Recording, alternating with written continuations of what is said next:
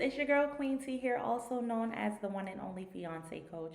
If you're new to my channel, make sure you hit that subscribe button, whether you're on my YouTube channel or whether you're tuning in from a podcast, the Fiance Diaries podcast, of course, your favorite podcast platform, Spotify, Apple, Google Podcasts, Anchor, Breaker. There's so many different podcast platforms, and if there are some that I'm missing, feel free to share them below.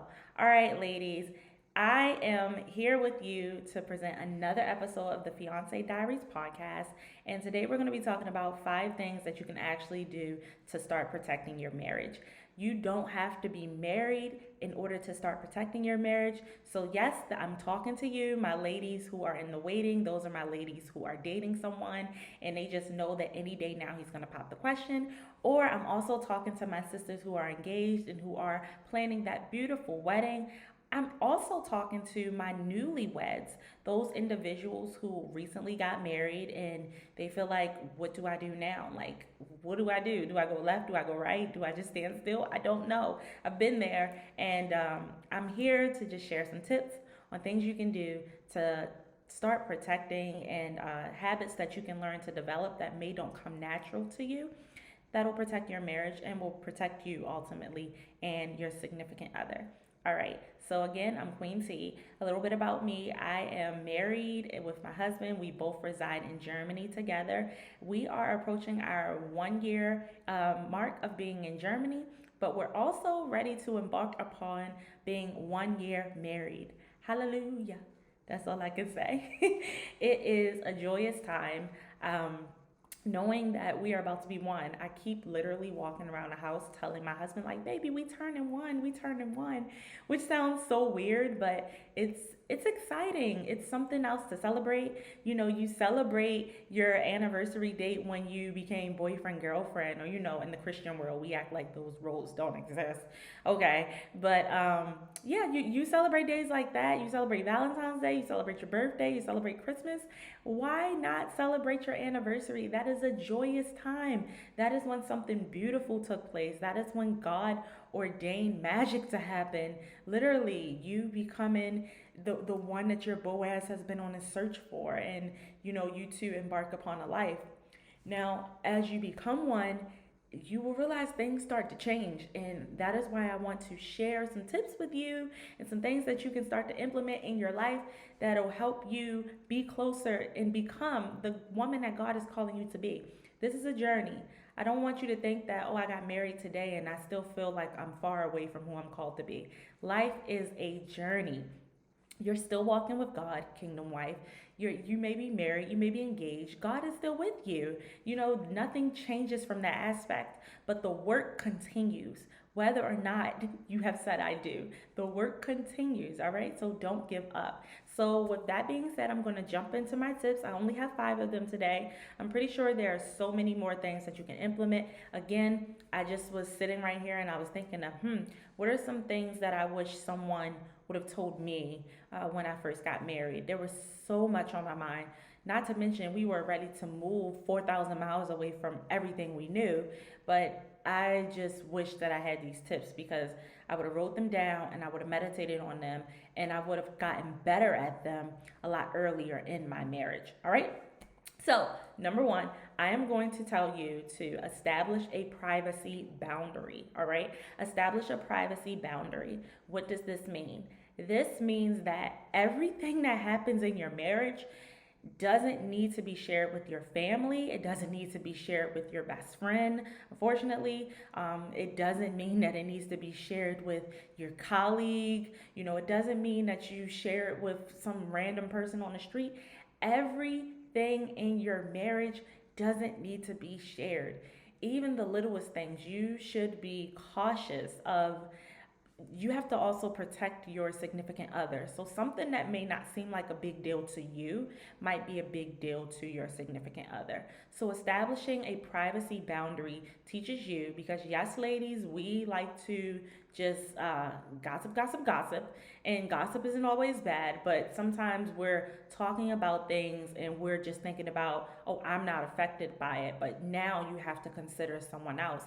Does my significant other want this to get out? You know them, you married them. You can pretty much tell what type of person they are and how they feel about sharing that business and information with people. So I want you to treat your marriage as being holy and sacred, because that is what it is. And if it's sacred, you should be delicate with it. It's almost like walking around with an egg that isn't boiled or anything on a spoon. You should be delicate. You should be careful. You should be cautious of every step you take, everything you do. And if you're not sure, there's no problem with sitting right there, pausing, and having a conversation with God about it. Literally, just having a conversation with the Lord, like, how does this, this situation or this conversation, how does it affect my spouse? Is it something that he would feel embarrassed by? Is it something that he would feel like this should be private between he and I? We have our best friends, that's right. But at the same time, we didn't marry our best friends. We married our man that God had for us. So you have to create this, just like you would have secrets with your best friend, you have to have secrets with your husband, whether or not you agree with them or not. You need to protect your marriage and establish a privacy boundary. So that is what I'm going to tell you. Number one is establish a privacy boundary. All right. Number two, I'm going to say be intentional with your prayers. Now, you're probably thinking, yes, this is kingdom marriage. I already know that I have to pray.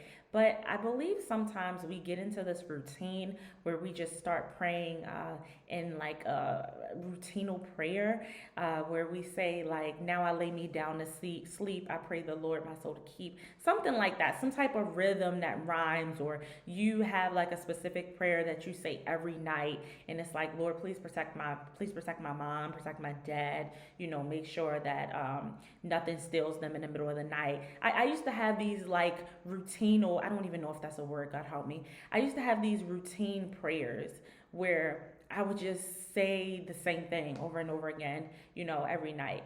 But I realized that in marriage, I have to be very intentional. Not only do I have to be intentional with my prayer, I have to be very specific about things, because there are questions and concerns that rise up, and the enemy's automatically going to want you to assume and jump to the worst case scenario of some things.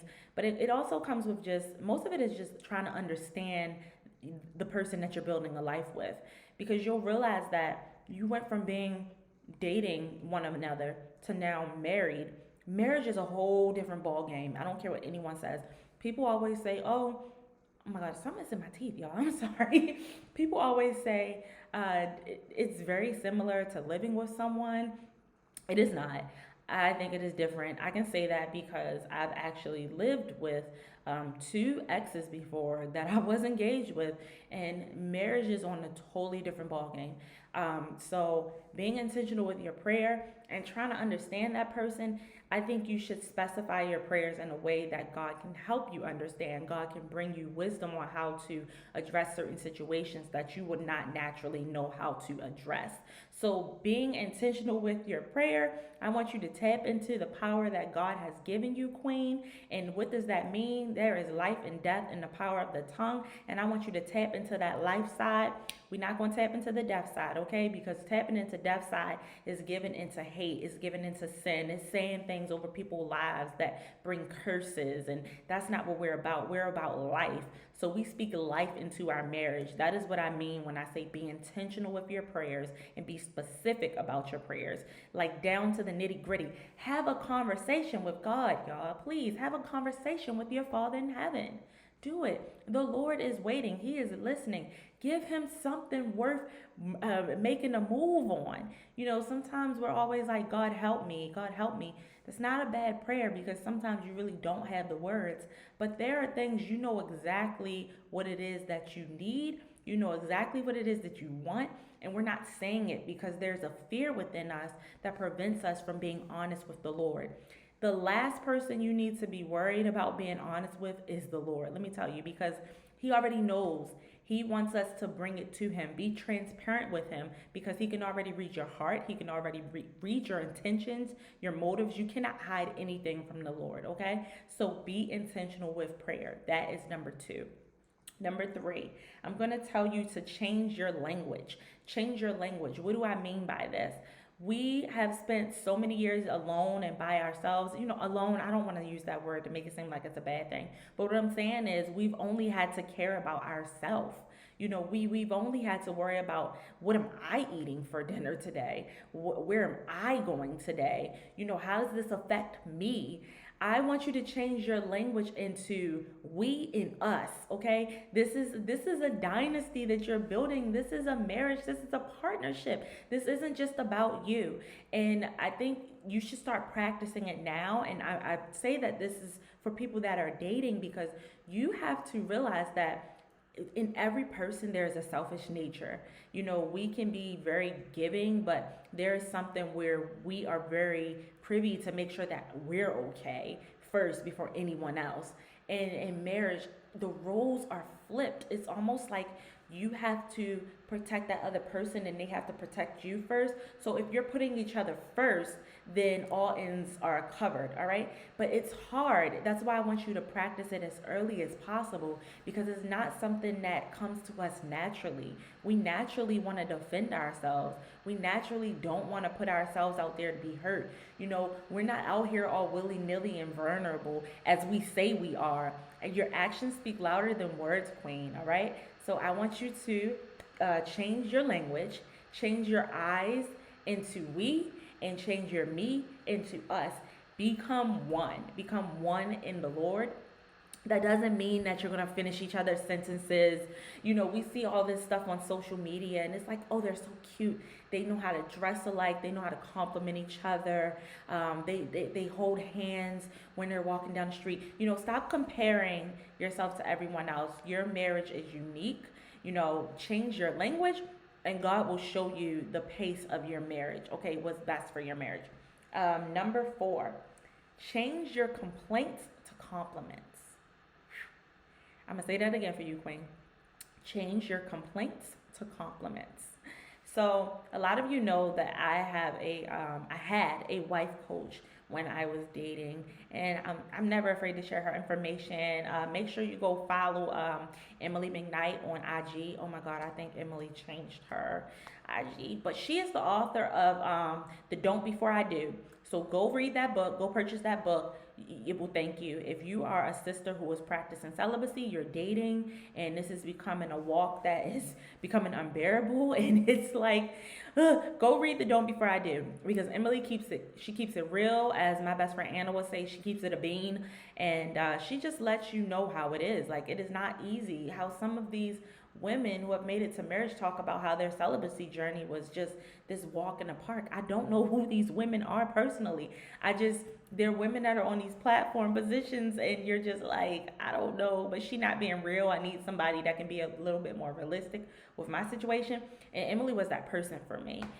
So change your complaints to compliments. Why did I bring up Emily? Okay, I brought up Emily because sometimes I do check in with Emily. Emily has become like a big sister to me. I no longer look at her as a coach. I look at her as somebody who has marriage wisdom that can pass down to me. And I forget, a while ago I was complaining about something. It was something very mundane, and it wasn't a big deal at all. And she just was like, we're gonna do something. We're gonna stop complaining. And I was just like, you're right. Because she was helping me look at things in a brighter light. Like, I was complaining about X, but she was just like, but you got Y and Z. Why do you even care about X? That type of thing. And I was just like, yeah, you're right. Why am I complaining? Some people don't get this. I should be thankful and grateful. And I realized that, okay, I complain so much about things. Why don't I start putting together a compliment journal or notebook?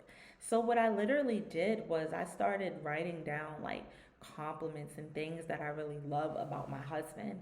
There are things that he does or things that he said or things that I just love about him.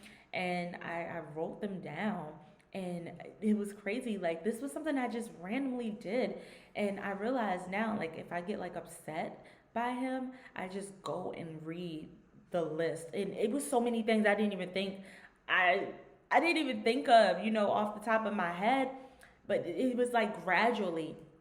And now when I go back to it, it's like over 50 things. I look at the list and like it helps me remember like how I feel grateful for the type of man that I have, the type of man that I'm with. And the thing I'm complaining about doesn't even matter anymore. And let me tell you something that I did that was really sweet. On my husband's birthday, I took a bunch of these sticky notes, right? Everybody knows sticky notes, right? And on his mirror in the bathroom, I wrote down on each sticky note all of the compliments of all the things I love about my husband. And I put them all over the mirror into the number, his age. And yeah, it surprised him. Because he gets up really early in the morning. So it just really made his morning. And like, I don't know, I was like sleeping that day. So I was like waiting for him to get up so I could like sneak and follow him to the bathroom. And it was so cute, y'all. Like I felt good because that was stuff that I literally been building up for a few months. And I was able to show him like these are the things I love about you. These are the things I'm so grateful for. I love you. So when you change your complaints into compliments, it really helps you see the person in a different light. And then you don't give so much weight to the things that just really don't matter, to be honest. Like, choose your battles. That's what someone told me when me and my husband were dating, before we were engaged. Someone said, choose your battles. You just really have to choose your battles. Like, are some things worth it? Some things aren't worth having an attitude with your significant other, wasting sleep. It's just not worth it. Life is so short, especially with coronavirus. Anything can happen. There are still people drunk driving out here. You just have to be careful and love in the best way possible. That is what I encourage you to do. So change your complaints into compliments. I don't know if that means you should write down every single thing you love about your significant other, but I do think it means whenever you feel a complaint coming over you, you need to stop, pause, and reflect and change that complaint into some type of compliment so that it can change your mindset and it isn't pushing you away from your marriage, let alone your husband. All right. Number 5, listen to understand. All right. Listen to understand. I will tell you that because Tarjay, Queen T, that's me. I am very much a person that will listen to I listen to wait for the person to stop so that I can get my point in, right? I'm so good at that. I'm so good at, like, oh, I can't wait till they stop because I got something for what they said and da da da da. But like, did you really hear what they said? Like, were you really listening to their issue and their problem? Or were you just trying to create your own argument? This is not court, okay? You are in marriage. This is something holy. This is something sacred. This is not court, okay? You're not on the plaintiff's side and he on the defendant's side. You need to realize that if one don't win, none can't win. If one win, the other one can, like no one can win. Your marriage has to win, all right? You're in this together. One of you can't win without the other. That's not marriage. That's selfishness. That's going back to your individuality, which no, you shouldn't lose. You shouldn't lose who you are just because you get married to someone. But this is about your marriage winning, okay? Read Ephesians 5:22. This is submitting to one another because of God, out of reverence to the Lord. This isn't about you having your ego fed and, realizing that, oh, I won, I'm always right.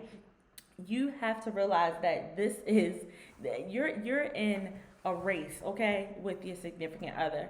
Your legs are tied to one another and you both are headed to whatever it is that God has for you, all right?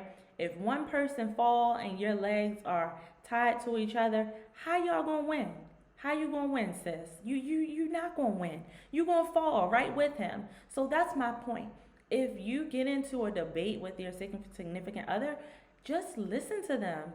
If you listen to understand, Don't listen to accuse. Don't listen to show that you're right and why they're wrong, because all you're doing is more damage. You're doing more damage. You're doing the devil's job for him. No one wants to argue. No, listen, sis, listen.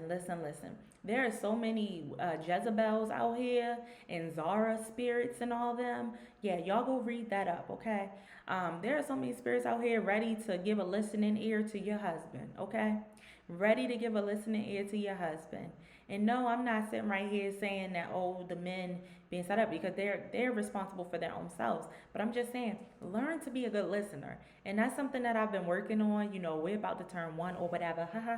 But that's something I'm working on, even if it's hard to understand, because I hear you, sis, saying like, yeah, but sometimes he just don't be making sense.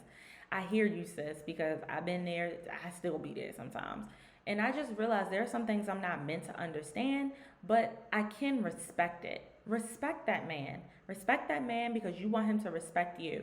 He may not understand why you being so emotional sometimes, but he have to respect it and just let you be. So that's my thing, Listen to understand. And if you can't understand, listen and respect what it is that they're saying. Communicate and say, I'm sorry. I know we hard-headed. We never want to say that word, I'm sorry. But listen to him when he's telling you, like, this is bothering me and I don't really know how to deal with it. Just listen, or something that he may feel strong about and you don't realize why he feels so strongly about this. Just listen. You don't have to go and save him all the time, okay? You didn't give birth to that man, okay? That is God's son. The only thing you are meant to be in his life is his wife and his partner. And if everything ain't meant to be your burden when it comes to him, some things you go to the Lord, like we going back to number 2, be intentional with prayer, and you say, Lord, this your son. Yes, that's exactly what I said. Lord, this is your son. You sent him on this earth. You knew the plans that you had for him. I don't know the plans you had for him. Your word in Jeremiah say that you know the plans that you had for him, plans to prosper and hope. Lord, but right now the man ain't making sense. Like, what are you trying to prosper through him that I'm not seeing, Lord God? Help me understand, Jesus. Help me understand. That's a way to specify your prayer. All right. I just gave you a tip. Specifying prayers 101 from Queen T. That's for free, all right? So, no, I'm just kidding, y'all, but for real, I need you to listen to understand. Don't so much listen to accuse. Don't be thinking, oh, I'm about to get him with what I'm about to say. No, you're both about to get got by what you're about to say, because if one of y'all is impacted, both of y'all are impacted. One can't win without the other. Imagine, get that visual in your head. You running a race on the track with your boo and y'all legs is tied together. If one of y'all fall, both of y'all gonna fall. Or somebody's leg and ankle and stuff gonna get scraped up, and they ain't cute. All right, that ain't cute. So I will end it with this. I'm going to go over these last 5 points and then I'm going to go on my way, because I'm about to turn 1, baby, and I'm just feeling myself. So number 1, I said establish a privacy boundary. All right. Remember, your marriage is sacred, should be treated as holy. Therefore, you be delicate with it. All right. Number 2 is be intentional with prayer. As I just said, you specify those prayers. Every prayer don't gotta be cream and croppity on top. All right. Just be honest with God about what it is that you're feeling, what it is that you're thinking, because he already know. He just wants you to say it. And sometimes if you don't have the words, just say out loud, Holy Spirit, give me the right words to say. And I promise you, he will give you the right words to say. Maybe not immediately, but they gonna come. Number 3, change your vocabulary. Change your eyes into we, and change your eyes into us, and change your me into we. All right, changing your vocabulary will prepare you to not just think about you. And this also helps you for when you're planning to have a family, all right? When you're planning to have babies. First of all, let's get this straight. Having a family is marrying your husband. You and your husband are considered a family, because people like to think that family only means when you have children. But no, it can be just you and your husband, all right? So what I meant to say was practice your language for when you and your husband add to your family, because you both are a family, all right? Number 4, change your complaints into compliments, all right? Make your words with sugar. All right, take away the salt. Take the salt out of your vocabulary, sis. You're a little too salty. All right, we ain't trying to get high blood pressure out here with your attitude and with your comebacks. All right, this is me also talking to me, y'all. So I need y'all to know I'm being honest with y'all here. All right. And number five, listen to understand. Don't listen to argue.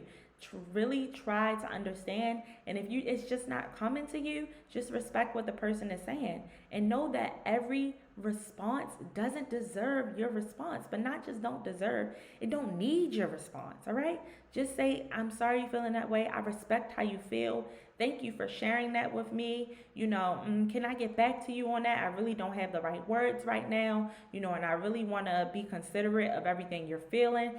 Say things like that. You don't always have to be on top of your toes with everything. As I said in my previous videos, y'all, I say this in several videos. You don't have to prove to your bae that you smart and you got it and you know this. They know. That's why they chose you, sis. Like, they know. God already showed them that. All right. It was it probably was something that you don't even know of what it is about you that they saw you do or how they saw you get through a situation. You probably don't even know. But God gave that light to them so that they can see that in you. All right. So I love y'all. I pray that this has been helpful. Share this video with a sis. Yeah, that's my time, y'all. It's Queen T. It's the fiance coach connecting you to your true wife goals. Let's roll.